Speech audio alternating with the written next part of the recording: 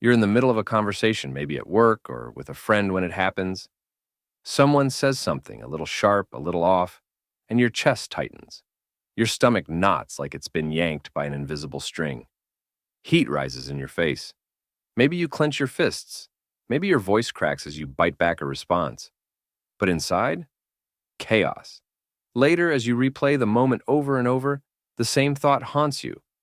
Why did I react like that? Why couldn't I just let it go? It feels like you're stuck in this pattern, like a puppet whose strings are pulled by every little comment, every small moment. But what if there was a way to break free, to cut those strings for good? Here's the secret. The trigger isn't your enemy. It's a message. Triggers, at their core, are your brain's way of trying to protect you. Picture this. Deep inside your mind is a tiny, overzealous bodyguard. It doesn't speak in words. It speaks in feelings. Every time something reminds it of danger, it throws up an emotional barricade. Fear, anger, hurt. And here's the thing. It doesn't care whether the danger is real or not. It only cares that it feels familiar. Maybe it's a tone of voice that reminds you of being scolded as a kid. Maybe it's a look that makes you feel judged. It doesn't matter. The bodyguard doesn't check IDs. It just reacts. The result? You're stuck in fight or flight mode, ready to protect yourself from threats that might not even exist anymore. Here's where most people go wrong. They try to dodge their triggers, sidestepping conversations, avoiding situations, tiptoeing around anything that might set them off, or they grit their teeth and suppress it, forcing themselves to stay calm while the storm rages inside. But avoiding or ignoring triggers doesn't work. It's like sweeping dirt under a rug. It's still there, waiting to trip you up later.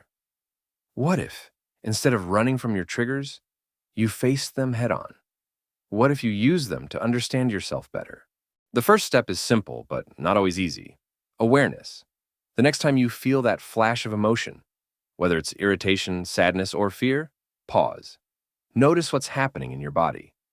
Is your jaw tightening? Are your shoulders creeping toward your ears? What's your breathing like? Shallow, fast? Just observe it. This pause is like hitting the brakes on a runaway car. It doesn't stop the reaction completely, but it slows it down enough for you to take control. Then comes the question. What does this remind me of? Maybe the answer surprises you. Maybe it takes you back to a moment you hadn't thought about in years. A time you felt powerless, unheard, or small. That's the root of the trigger. A moment when you learned to protect yourself, even if you didn't need to anymore. Now comes the real magic. Reframing the story. Imagine someone cuts you off in traffic, and your first reaction is anger. What a jerk, you think, your hands gripping the steering wheel. But then you ask yourself, what if they're rushing to the hospital? What if they're late to pick up their kid? The situation hasn't changed, but your story about it has. And with that shift, the anger starts to lose its grip. Reframing isn't about excusing bad behavior. It's about taking back your power, choosing how you want to feel instead of letting someone else decide for you. Of course, this doesn't happen overnight. Emotional responses are like well-worn trails in the woods, carved by years of use. But every time you pause, reflect, and reframe, you're forging a new path, a calmer, clearer one. There are tools to help you along the way. Breathing exercises can quiet the storm in your nervous system, grounding you in the present moment. Mindfulness practices teach you to observe your thoughts without being swept away by them. And over time, something amazing happens. One day, someone makes a snarky comment, the kind that would have sent you spiraling before. But this time, you don't feel the familiar knot in your chest. You don't feel the heat rise. You just notice it and let it pass. It's like stepping out of a loud, crowded room into the quiet of an open field. For the first time, you're free. This is the power of mastering your triggers. It's not about silencing your emotions.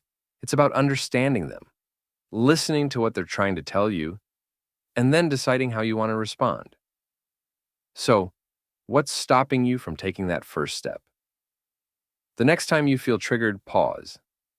Ask the question. Reframe the story. because on the other side of that moment is the freedom you've been searching for.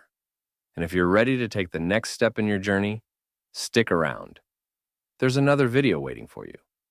It's a story about breaking habits that feel unbreakable.